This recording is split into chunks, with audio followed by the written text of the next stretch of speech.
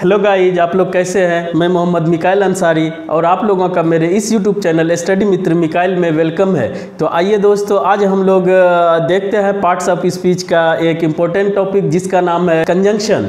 तो आइए दोस्तों देखते हैं कि कंजंक्शन क्या होता है। सबसे पहले इसके डिफिनेशन को समझने की कोशिश करते हैं। तो देखते हैं दोस्तों, कंजंक्शन दोस्तों बाकी पार्ट्स ऑफ स्पीच के तरह कंजंक्शन का भी डिफिनेशन हम लोग सबसे पहले देखते हैं। Conjunction is a word which joins words groups of words or sentences।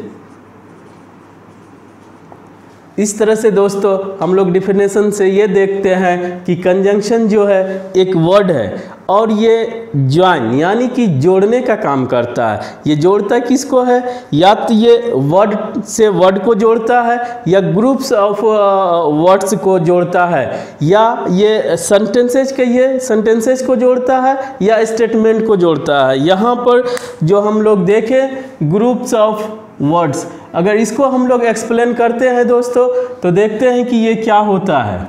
सबसे पहले ग्रुप ऑफ वर्ड्स को हम लोग फ्रेज बोलेंगे, और इसी तरह दूसरे ग्रुप ऑफ वर्ड्स को हम लोग क्लॉज भी बोलते हैं, और इसी ग्रुप ऑफ वर्ड्स को हम लोग सेंटेंस भी बोलते हैं। लेकिन दोस्तों तीनों अपने अपने कंडीशंस के साथ आता है और तीनों का मीनिंग अलग हो जाता है। तो यहाँ पे हम लोग इसको एक्सप्लेन नहीं करेंगे, सिर्फ ये जानेंगे कि ग्रुप ऑफ वर्ड्स को हम लोग फ्रेज भी बोलेंगे, क्लॉज भी बोलेंगे और सेंटेंस भी बोलेंगे। ये दोस्तों एक दो टॉपिक के बाद हम लोग सेंटेंस को बेहतर तरीके से पढ़ेंगे, और सेंटेंस के बाद हम लोग फ्रेज भी पढ़ेंगे और क्लॉज भी पढ़ेंगे। वहाँ पे सभी कंसेप्ट्स क्लियर हो जाएंगे। यहाँ पर दोस्तों बस हम लोग कंजंक्शन को बेहतर तरीके से समझने की कोशिश करते हैं कि यह एक पार्ट्स ऑफ स्पीच का एक टॉपिक है। तो यह भी एक वर्ड हुआ और यह जोड़ने का काम करता है दोस्तों। वर्ड को वर्ड के साथ, ग्रुप्स ऑफ यानी कि फ्रेज को फ्रेज के साथ, क्लॉज को क्लॉज के साथ, और सेंटेंस को सेंटेंस के साथ जोड़ने का काम करता है। इस तरह से इसे जोड़ने का काम किया जाता है। अगर इसके शॉर्ट में आप याद रखना चाहते हैं तो रख सकते हैं। ये एक तरह का ज्वाइनिंग वर्ड हुआ दोस्तों, ये एक तरह का ज्वाइनिंग वर्ड हुआ, या इसे जोड़ने या कहिए कनेक्ट करने का काम करता है तो इसे कनेक्टिंग वर्ड भी बोला जाता है। कनेक्टिंग वर्ड भी बोला जाता है दोस्तों, या ये कभी कभी देखने को मिलता है कि इसे लिंकिंग वर्ड भी बोलते हैं। इस तरह से दोस्तों अगर ये मेन डिफिनेशन को आप याद करते हैं, समझते हैं बेहतर तरीके से, उसके बाद इसे शॉर्ट में कहीं आपको मिल सकता है ज्वाइनिंग वर्ड, कनेक्टिंग वर्ड या लिंकिंग वर्ड। तो इसे आप कंजंक्शन ही समझें दोस्तों। अब आइए देखते हैं कि कंजंक्शन के एग्जाम्पल से समझने की कोशिश करते हैं। तो देखें दोस्तों, कंजंक्शन जैसे कि हम लोग बहुत यूज करते हैं एंड का, यह भी एक कंजंक्शन है। और दोस्तों हम लोग बट का भी यूज करते हैं, यह भी एक कंजंक्शन है, या हम लोग और का यूज करते हैं। इस तरह से ये सभी कंजंक्शन होता है और ये जोड़ने का काम करता है। दूसरा एक तरह का और होता है दोस्तों, आइदर और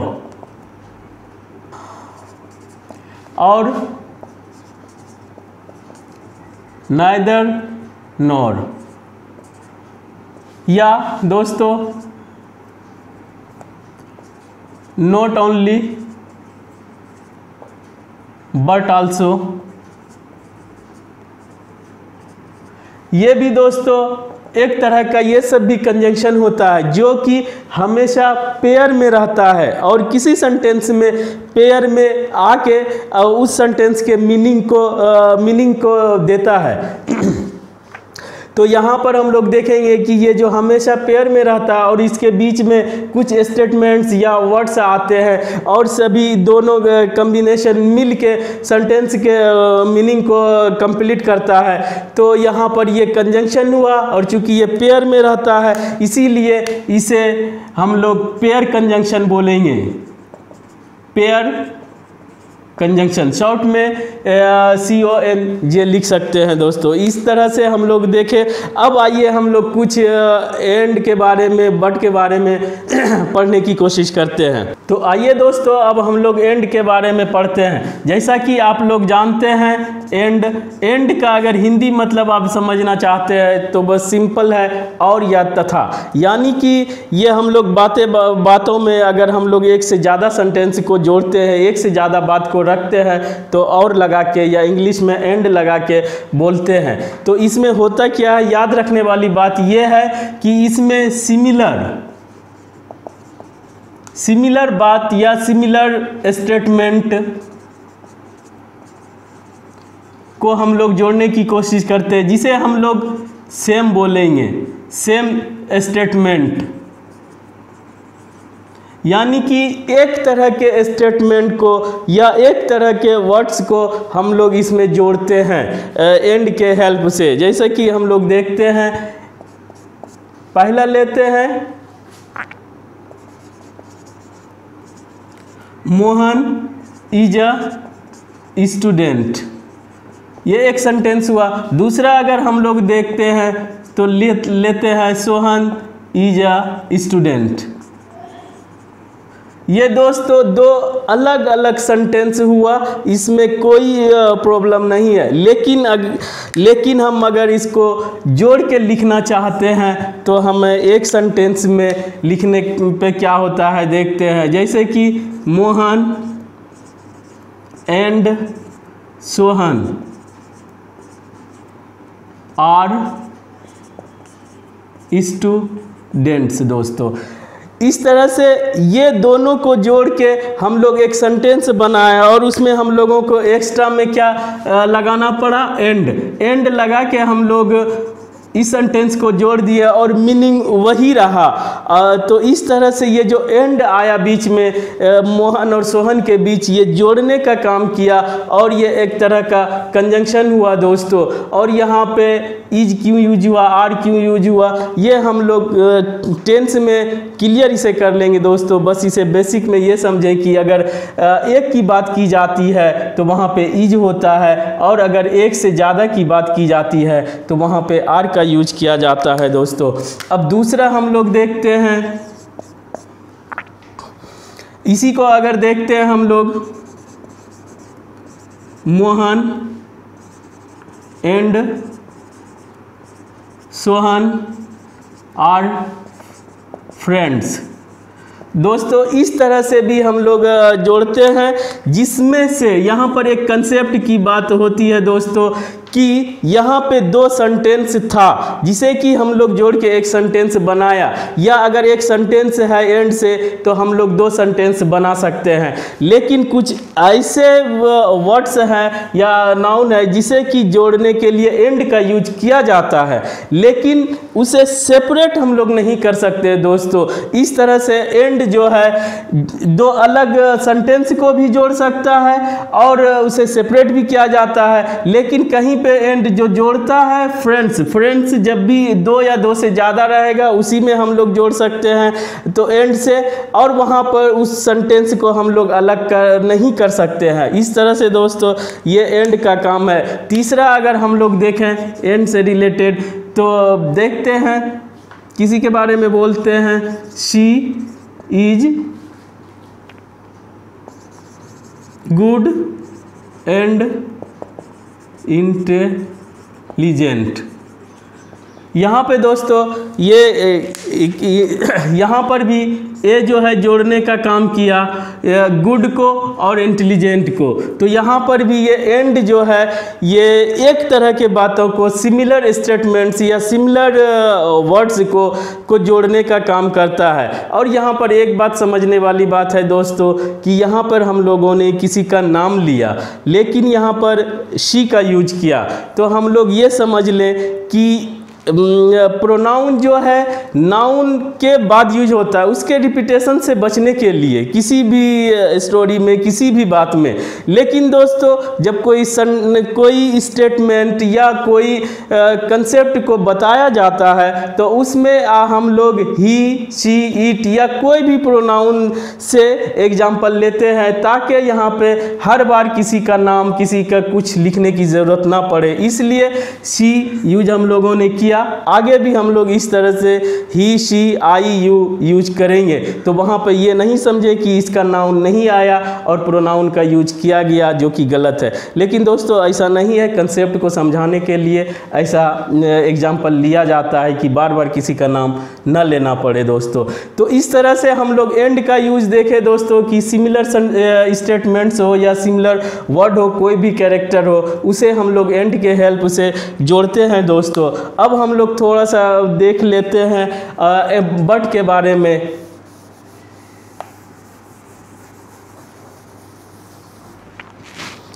बट में दोस्तों ये भी एक कंजंक्शन है और ये भी एक जोड़ने का काम करता है दोस्तों। लेकिन इसमें ये अंतर, बट का मतलब अगर हिंदी में समझें तो ये लेकिन, यानी कि आप ये अगर अपनी बात में रखते होंगे तो किसी का तारीफ करते करते उसकी थोड़ा सा अगर कमी को बताते हैं तो वहाँ पर हम लोग लेकिन लगा के बताते हैं, तो उसे जगह इंग्लिश में वर्ड का यूज किया जाता है। तो इसमें दोस्तों होता है सबसे पहले कंट्राडिक्शन। कंट्राडिक्शन वाली बात हो या कंट्रास्ट वाली बात हो, या इसे सिंपल तरीके से कहिए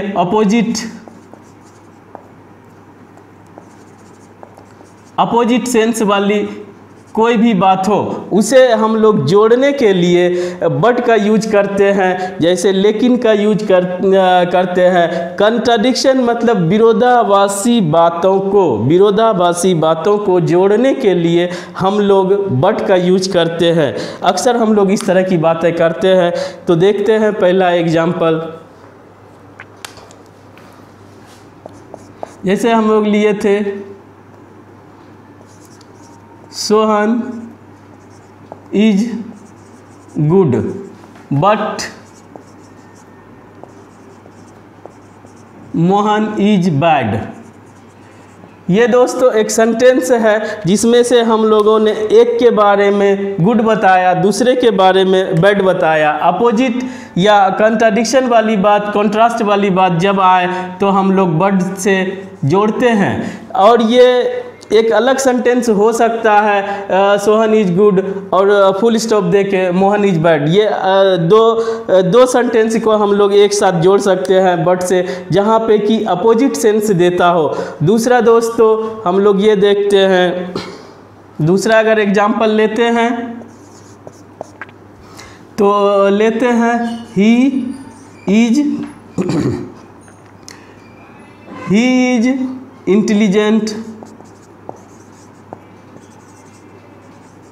इंटेलिजेंट बट केयरलेस। यानी किसी के बारे में कहा जाता है कि वह तेज तो है लेकिन वह केयरलेस है, यानी कि लापरवाह है। तो इस तरह में भी हम किसी के बारे में बोलते हैं, उसका तारीफ करते हैं, लेकिन दूसरे ही बात को हम लोग बोल देते हैं कि वो उसके अपोजिट है, यानी कि कुछ उसमें कमी है। तो यहाँ पे दोस्तों जो इस कंजंक्शन से हम लोग जोड़ते हैं उसे हम लोग बट बोलते हैं, और बट के हेल्प से अपोजिट सेंस या कंट्राडिक्शन वाली बात हो, विरोधाभासी वाली बात हो, उसे हम लोग जोड़ते हैं दोस्तों। इसी तरह से और के बारे में देखते हैं। और के बारे में दोस्तों इसमें होता क्या है, जोड़ने का काम तो करता है, और जब ये जोड़ता है तब ये कंजंक्शन होता है, लेकिन इसमें हमारे पास चॉइसेस होते हैं। चॉइसेज होते हैं या कहिए ऑप्शंस होते हैं, तभी इस हम लोग और को लगाते हैं। हम लोग इसे एग्जाम्पल से देखते हैं। You can watch a cartoon और अ मूवी। दोस्तों यहाँ पर एक सेंटेंस है कि आप या तो कार्टून देख सकते हैं या मूवी देख सकते हैं। यहाँ पर जो आपके पास चॉइसेज है या ऑप्शंस है, इसके लिए हम लोग और के हेल्प से जोड़ते हैं। और एक कंजंक्शन हुआ जिसे कि चॉइसेज हो या ऑप्शंस हो उसको जोड़ने के लिए आर का यूज करते हैं, और ये एक तरह का कंजंक्शन होता है। दूसरा एग्जाम्पल देखते हैं दोस्तों, इसी को लेते हैं। यू कैन टेक कॉफ़ी और टी। इस तरह से दूसरे में दोस्तों अगर आपको कहा जा रहा है कि आप या तो कॉफ़ी ले सकते हैं या टी ले सकते हैं दोस्तों, यहाँ पर जो और आया ये एक कंजंक्शन हुआ जो कि आपके चॉइस होने के वजह से और का यूज किया गया है। और इसमें दोस्तों एक कंसेप्ट है जो कि हम लोग बाद में देखेंगे, जैसे कि कार्टून के साथ ए का यूज किया गया या मूवी के साथ ए का यूज किया गया, लेकिन कॉफ़ी या टी के साथ दोस्तों ए का यूज नहीं हुआ है।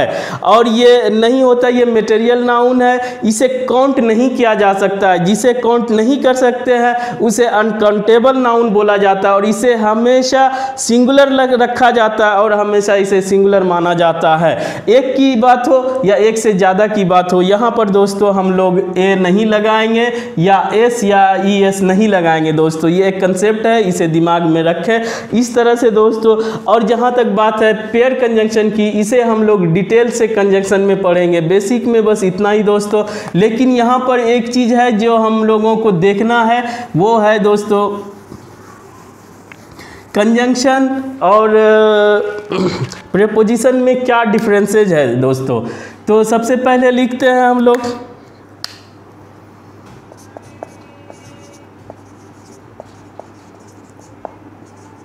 Conjunction versus preposition.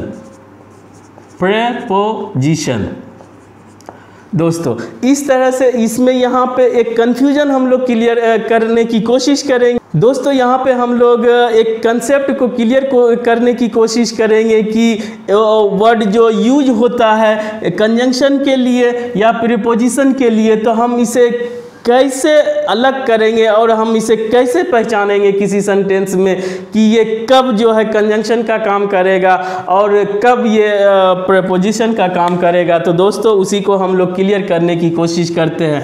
जैसा हम लोगों ने पढ़ा कि कंजंक्शन जो है कनेक्टिंग वर्ड होता है, कनेक्टिंग वर्ड, और ये कनेक्ट करने का काम करता है। और दोस्तों इसी तरह हम लोग प्रीपोजिशन में पढ़ लिए हैं कि प्रीपोजिशन जो है एक रिलेटिंग वर्ड होता है, रिलेटिंग वर्ड होता है, ये रिलेट करता है। लेकिन हम लोग सेंटेंस में इसे कोशिश करेंगे कि पहचाने कि कहाँ पे ये कंजंक्शन का काम करता है और कहाँ पर ये प्रीपोजिशन का काम करता है दोस्तों। दूसरा हम देखेंगे ये रिलेट किस, अगर कनेक्टिंग वर्ड है तो ये कनेक्ट किसको करेगा, ये दोस्तों वर्ड के साथ कनेक्ट करेगा एक ब्रिज के रूप में। दूसरा जैसे कि ग्रुप्स ऑफ वर्ड को हम लोग फ्रेज बोलते हैं, तो ये फ्रेज को फ्रेज के साथ जोड़ता है दोस्तों, या कहिए क्लाउज को क्लाउज के साथ जोड़ता है, या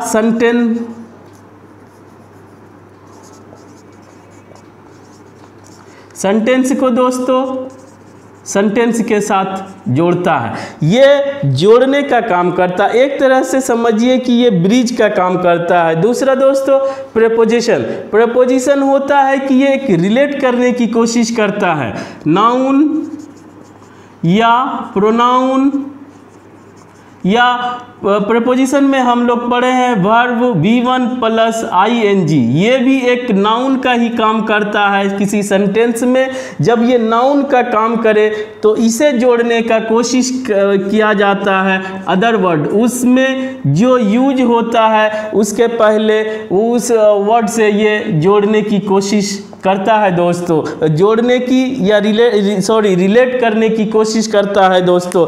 जैसे कि पहले एक ये हमेशा नाउन या प्रोनाउन के पहले आता है और ये नाउन और प्रोनाउन का रिलेशन इधर आने वाले अदर वर्ड से करता है, उसे हम लोग प्रीपोजिशन कहेंगे। और यहाँ पर दोस्तों एक बात और समझने वाली बात है कि यहाँ पर हम लोगों ने अभी तक सब्जेक्ट और ऑब्जेक्ट की बात नहीं की है दोस्तों, लेकिन यहाँ पर होता है कि ये सभी जो है ऑब्जेक्ट का काम करता है। प्रीपोजिशन के बाद आने वाला कोई भी वर्ड या ग्रुप ऑफ वर्ड्स ये हमारा ऑब्जेक्ट का काम करता है। और दोस्तों सब्जेक्ट और ऑब्जेक्ट और कम्प्लीमेंट्स हम लोग जब सेंटेंस पढ़ेंगे दो क्लास के बाद तो हम लोगों का ये क्लियर हो जाएगा। अभी ये समझें कि प्रीपोजिशन के बाद जो भी नाउन प्रोनाउन या V1 प्लस ING आता है वो एक ऑब्जेक्ट के तरह काम करता है और उस ऑब्जेक्ट का रिलेशन उसके पहले आने वाले अदर वर्ड से कराया जाता है, उसे हम लोग प्रीपोजिशन बोलेंगे। और कंजंक्शन में दोस्तों वर्ड को वर्ड के साथ जोड़ता है और फ्रेज को फ्रेज के साथ, क्लॉज को क्लॉज के साथ और सेंटेंस को सेंटेंस के साथ जोड़ता है। इसका हम लोग अब एग्जाम्पल के हेल्प से समझने की कोशिश करते हैं। तो दोस्तों और हम लोग यहाँ पे देखेंगे कि कोई एक ही वर्ड जो है, पहले भी बताया गया कि एक ही वर्ड है जो कि कंजंक्शन का भी काम कर सकता है, प्रीपोजिशन का भी काम कर सकता है और अदर पार्ट्स ऑफ स्पीच का भी काम कर सकता है। वो अपने फंक्शन और प्लेसमेंट के अकॉर्डिंग आपको डिसाइड करना होगा कि वो किस सेंटेंस में किसका काम कर रहा है। तो एक वर्ड है दोस्तों जिसे हम लोग लेके आगे बढ़ते हैं, बिफोर। तो बिफोर के बारे में देखते हैं। पहला हम लोग अगर देखते हैं दोस्तों तो हम लोग दोस्तों बिफोर के बारे में देखते हैं कि ये कब कंजंक्शन का काम करता है और कब प्रीपोजिशन का काम करता है और कब ये अदर पार्ट्स ऑफ स्पीच रखता है। तो सबसे पहले हम लोग देखते हैं दोस्तों पहला example, think carefully before you decide. इस तरह से दोस्तों think carefully before you decide, अगर इसको हम लोग एनालिसिस करते हैं तो ये भी एक स्टेटमेंट हुआ दोस्तों और ये भी एक स्टेटमेंट हुआ। और यहाँ पर जो एक दो अलग अलग स्टेटमेंट को जोड़ने का काम किया उसे हम लोग कंजंक्शन बोलते हैं। और यहाँ पर एक कंसेप्ट समझने वाली बात है कि जोड़ने का जो काम करेगा ये वर्ड भी हो सकता है, फ्रेज भी हो सकता है, क्लॉज भी हो सकता है, सेंटेंस भी हो सकता है। तो यहाँ पर दोस्तों कंजंक्शन के बाद आने वाला या तो वो वर्ड होगा लेकिन वो उसका ऑब्जेक्ट का काम नहीं करेगा, या सिंपली या कहिए जनरली हमेशा एक सेंटेंस उसके बाद आता है। और सेंटेंस के बारे में जब पढ़ेंगे तो हम लोग देखेंगे सेंटेंस का कंडीशन होता है दोस्तों कि एक सब्जेक्ट हो उसके साथ एक वर्ब का आना मस्ट हो, तभी हम लोग उसे सेंटेंस बोलेंगे। तो दोस्तों या तो उसके बाद सेम वर्ड होगा, फ्रेज होगा, क्लॉज होगा, या दोस्तों कंजंक्शन के बाद एक सेंटेंस होगा या एक स्टेटमेंट होगा दोस्तों। दूसरा हम लोग देखते हैं एक फेवरेट क्वेश्चन है दोस्तों, ये पहले से टेंस में आप लोग हो सकता है कि पढ़े हों। The patient had died before the doctor केम। यहाँ पर दोस्तों इसमें हम लोग देखते हैं कि पेशेंट मर चुका था, बिफोर द डॉक्टर केम, यानी कि डॉक्टर के आने के पहले पेशेंट मर चुका था। ये दोस्तों एक टेंस का एक फेवरेट एग्जाम्पल है जिसे हम लोग टेंस में देखेंगे, लेकिन यहाँ पर कहने का ये मतलब है कि ये भी एक स्टेटमेंट है और ये भी एक स्टेटमेंट है, और दोनों को जोड़ने का काम जो किया है बिफोर, यहाँ पर एक ये एक कंजंक्शन का काम करता है दोस्तों। अब हम लोग देखते हैं कुछ और।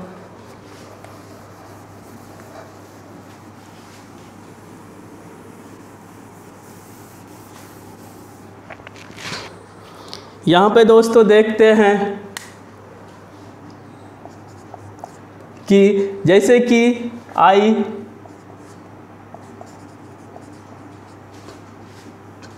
Take breakfast before